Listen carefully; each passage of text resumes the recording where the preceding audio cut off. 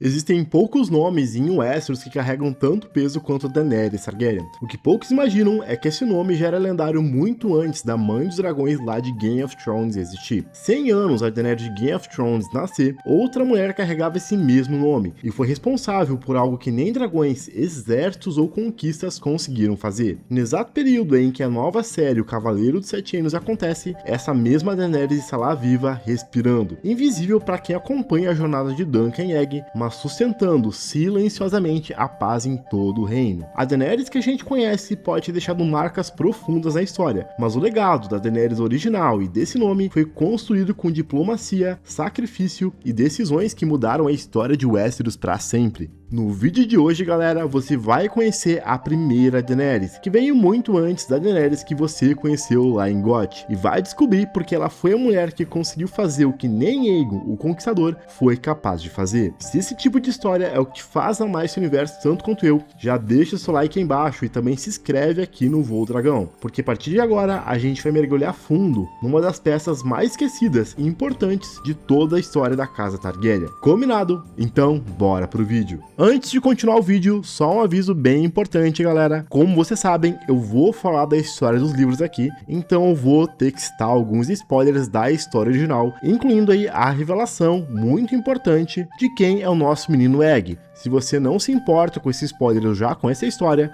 o aviso já está dado, beleza? Então, acontece aí, como já foi revelado na série, o Egg, aquele escudeiro, carequinha que segue o Duncan, não é um menino comum. No final das contas, ele é o príncipe Aegon Targaryen, neto do rei. E por que isso aqui importa tanto? Porque sabendo quem ele é, você entende onde a gente tá pisando. Westeros, nessa época da série, vive uma paz muito estranha. Não existem de fato batalhas acontecendo agora, mas o ar é pesado, como se o reino tivesse dividido em dois times que se odeiam em silêncio. É uma tensão política e história que racha o continente, mesmo quando ninguém puxa a espada. Quem segura essa estrutura política frágil para ela não desmoronar é justamente a personagem do vídeo de hoje, a primeira Daenerys Targaryen. Para você entender, pessoal, ela é tia do Egg, ela é irmã do rei Daemon II, que eu já falei aqui no canal, ou seja, uma peça fundamental nesse quebra-cabeça político. A união dos Sete Reinos, que aqui parece tão sólida, na verdade está apoiada inteiramente nos ombros dela. Logo, o destino de milhões de pessoas em Westeros inteira foi decidido por uma única escolha dessa princesa, que é amada por muitos e culpada por outros. Mas afinal, o que essa mulher fez para Westeros inteiro depender tanto dela? Pense no nível de destruição que a gente viu aí em House of the Dragon. Vocês viram aí do que a Vhagar ou Carax eram capazes de fazer, queimando exércitos inteiros em segundos. Agora imaginem que nem todo esse poder de fogo foi suficiente para dobrar Dorne. Por mais de 100 anos, pessoal, os Targaryen jogaram tudo o que tinham contra eles, desde o Aegon Conquistador, com o lendário Balerion, até esforços diplomáticos do rei Jaehaerys, aquele velhinho lá do primeiro episódio. Se vocês não lembram, lá na primeira temporada de House of the Dragon, bem no começo, quando a Rhaenyra ainda não sabe com quem ela vai casar, é inclusive sugerido aí por um dos conselheiros do Viserys que ela se casasse com algum Dornês para tentar trazer o reino de Dorne junto para os Sete Reinos e pro domínio do Trono de Ferro. No final das contas, galera, o que acontece por mais de um século é que nada disso funcionou. Dorne era o único lugar do mapa de Westeros que olhava para os dragões e não se ajoelhava. Foi preciso, então, um rei sem dragões, o Daemon II, para perceber que a força bruta ali era inútil. A cartada final dele para unificar o continente não foi então uma nova guerra, foi a princesa Daenerys. No final das contas, o casamento dela com o príncipe de Dorne fez o que nenhum fogo de dragão jamais conseguiu: trazer a Casa Martell para dentro do reino sob o Trono de Ferro pacificadamente. Só que essa vitória teve um gosto amargo aí pro resto de Westeros. Imaginem a cara dos Lordes da Campina e das Marcas, que passaram gerações vendo seus filhos sendo mortos por Dorneses, assistindo agora os seus inimigos de séculos sentados na mesa do rei com honrarias. Para eles, pessoal, ver a Daenerys entregue a Dorne não foi uma jogada de mestre, foi uma traição imperdoável que acabou plantando uma sementinha de uma guerra civil brutal que estava logo por vir. A gente tende a achar que em Westeros as guerras são motivadas apenas por tronos e mapas, mas reparem numa coincidência: quase sempre nesse universo, o estopim é um coração partido ou um ego ferido. Acontece, galera, que a história dessa primeira Daenerys não termina no altar com o príncipe de Dorne, o Maron Martell. O buraco é bem mais embaixo, porque existia um rumor fortíssimo na época de que ela amava outra pessoa, o próprio meio-irmão, o Daemon Blackfyre. Pra vocês terem uma ideia, o Daemon era o oposto do rei, enquanto o Daemon II Targaryen era aquele monarca intelectual, magro, que preferia livros a espadas, o Daemon era a imagem viva de um guerreiro Targaryen lendário. Ele tinha carisma, os músculos e o mais importante, portava a espada Blackfyre,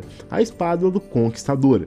Só que aqui entra um detalhe que quase ninguém comenta. Pro reino inteiro, esse casamento era uma jogada política brilhante. Pro Daemon, era uma humilhação pessoal. Mas para essa Daenerys, provavelmente foi um sacrifício doloroso e silencioso, desses que acabam não entrando nos livros de história, mas moldam ela por baixo da superfície. Porque, galera, no final das contas, ela não se escolheu se casar com Maron Martell por amor. Ela foi de fato enviada. Ela vira, literalmente, a ponte humana entre dois povos que se odiavam há mais de 100 anos, entre uma família que nunca conseguiu dobrar Dorne nem com dragões, e um reino que agora precisava de seus próprios inimigos sentados à mesa do rei. E sim, de fato, em nenhum registro da época a gente vê essa Daenerys reclamando, confrontando o irmão ou demonstrando revolta. Ela simplesmente, galera, acaba aceitando o papel que foi imposto a ela, entendendo que aquele casamento não era sobre felicidade, mas sobre o destino do continente inteiro, ou sobre encerrar um ciclo de guerras que já tinham custado sangue demais para todos. No entanto, isso acabou gerando uma baita confusão. Quando o rei Daemon enviou a irmã para Dorne, o Daemon não viu aquilo como um tratado de paz. Ele não enxergou estratégia, não enxergou diplomacia, não enxergou o futuro do reino. Ele sentiu com uma humilhação íntima, quase como se o Daemon tivesse feito aquilo para provocar ele. Muito antes disso, já existiam aí na corte vários rumores que, de fato, o Daemon amava essa Daenerys, ou vice-versa. Logo, na cabeça dele, o seu meio-irmão estava entregando literalmente a mulher que ele amava para os inimigos ancestrais da família. O mesmo povo que resistiu aos dragões, que matou os Targaryens no passado e que agora passaria também a dividir o mesmo teto, os mesmos conselhos e a mesma corte. Foi uma provocação brutal. Foi aí, pessoal, que essa mágoa virou combustível puro. O Daemon usou essa narrativa de que o rei vendeu a princesa para justificar a revolta e reunir aliados que já odiavam os orneses. Casas aí que tinham gerações de filhos, netos e súditos mortos nas fronteiras e agora precisavam assistir seus antigos inimigos ocupando espaço na corte, influenciando decisões, recebendo honrarias aí nos torneios. Para esses lords, o casamento a Daenerys não foi uma jogada de mestre, foi a prova viva de que o rei Daemon estava de fato traindo a própria cultura de Westeros em nome de uma paz que muitos não queriam aceitar. A primeira rebelião Blackfyre então explodiu, não só por ambição, ela ganhou força porque foi alimentada por esse ressentimento emocional compartilhado por todos, por uma história simples e poderosa demais para ser ignorada. Porque quem assistiu Game of Thrones com atenção sabe, em Westeros, feridas pessoais não curadas costumam sangrar o reino inteiro. Tudo isso aí de fato, pessoal, serviu no final das contas porque ficou conhecida como a primeira rebelião Blackfyre. Ao longo da história Targaryen, aconteceram 4 delas, e se vocês quiserem eu posso trazer um vídeo aqui no Voo Dragão falando e detalhando todas as batalhas e rebeliões. Afinal, quem tá acompanhando a série do Cavaleiro dos Sete Reinos podem ver que os Blackfyre já foram citados umas 3 vezes, afinal eles são bem importantes mesmo nessa época, beleza? E tudo isso, galera, acaba ficando ainda mais absurdo quando a gente lembra de um detalhe que geralmente passa batido. Essa Daenerys aí, ela não é uma figura distante, perdida em pergaminhos antigos. Ela não é uma lenda esquecida do passado. Na realidade, ela tá ali viva, respirando o mesmo ar que o Duncan Egg no ano de 209 depois da conquista. De forma resumida, ela é uma personagem que tá nesse mesmo universo, nesse mesmo momento. Irmã caçula do rei Daemon II e tia indireta do nosso querido Egg, ou Aegon V. Enquanto o reino inteiro ainda tá lidando com as cicatrizes abertas da primeira rebelião Blackfyre, uma guerra que nasceu em parte da decisão que envolveu o casamento dela, essa mulher continua existindo aí dentro da corte, caminhando pelos mesmos corredores, convivendo com as consequências políticas e emocionais da escolha que fez para salvar o Westeros. Estamos falando de alguém que viveu e mudou a história quase 100 anos antes da nossa Daenerys lá de Game of Thrones nascer, e que, diferente da outra, precisou precisou assistir o preço dessa decisão se desenrolar em tempo real. Acontece aqui um fato bem curioso. Esse nome não foi parar na Mãe dos Dragões por acaso ou sorteio.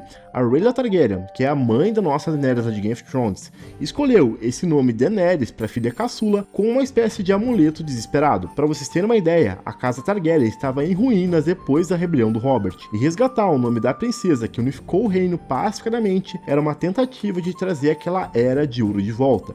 O nome Daenerys, de fato, era um símbolo da união, de diplomacia e de conserto necessário que estava quebrado aí nessa época em que a nossa Daenerys lá de Game of Thrones nasceu. Mas olha aí uma ironia cruel que o destino e o George R. R. Martin escreveram pra gente. Foi aí que tudo se inverteu de um jeito trágico. A primeira Daenerys, sem nunca montar nenhum dragão e sem derramar sangue, usou o casamento e a paciência para trazer o que o Aegon Conquistador não conseguiu: unir um continente inteiro. Já a segunda Daenerys, a Daenerys que a gente conhece em Game of Thrones, que carrega esse nome sagrado de paz, tentou quebrar a roda usando 3 dragões e fogo e sangue. E repara num detalhe: a primeira construiu pontes onde existiam muros, já a segunda Daenerys herdou esse nome carregado de significado. Também tentou mudar o mundo do jeito que acreditava ser certo, só que o contexto era outro, e as ferramentas que ela tinha nas mãos também eram bem diferentes. Enquanto a primeira Daenerys precisou usar paciência, diplomacia e um casamento para unir povos que se odiavam, a outra cresceu num cenário de guerra, traição e sobrevivência constante, onde os dragões eram a única linguagem que o mundo parecia entender. Reparem nesse contraste curioso que o nosso próprio George R. R. Martin constrói. 2 mulheres com o mesmo nome, com o mesmo sangue valeriano, tentando cada uma à sua maneira consertar um reino quebrado. Uma conseguiu isso trazendo pontes onde existiam muros, enquanto a outra tentou fazer isso quebrando estruturas que já estavam apodrecidas há muito tempo. Não é sobre certo ou errado, é sobre como o mesmo nome acabou ficando marcado por 2 caminhos completamente diferentes para tentar resolver o mesmo problema: o Westeros em pedaços. Então galera, quando vocês estiverem assistindo aí o Cavaleiro de Sete Reinos, repara num detalhe: o mundo que Dunk e Egg atravessam só existe desse jeito por causa dela. Olha aí, por exemplo, o nosso príncipe Baelor, que já apareceu na série, que é aquele tiozão bem gente boa. Vocês notaram que ele não tem a cara de um Targaryen. O cabelo escuro dele vem de uma mão dordesa, fruto do mesmo acordo de quem enviou essa primeira Daenerys pra lá. Acontece que todo olhar torto dos lords pra Baelor é o fantasma desse casamento. A corte tá cheia de Dorneses, e isso acaba deixando muita gente sumando de ódio. Fato é, galera, que se essa primeira Daenerys não tivesse existido pra selar essa paz, o Duncan estaria aí provavelmente morrendo numa trincheira de fronteira agora, numa guerra sem fim e não num torneio. E tudo isso é consequência dela. Por hoje era isso, pessoal. Não esqueçam de deixar seu like e sua inscrição aqui no canal. E fiquem agora com 2 vídeos bonitões aí para você conferir depois desse vídeo. Por hoje era isso. Valeu e fui!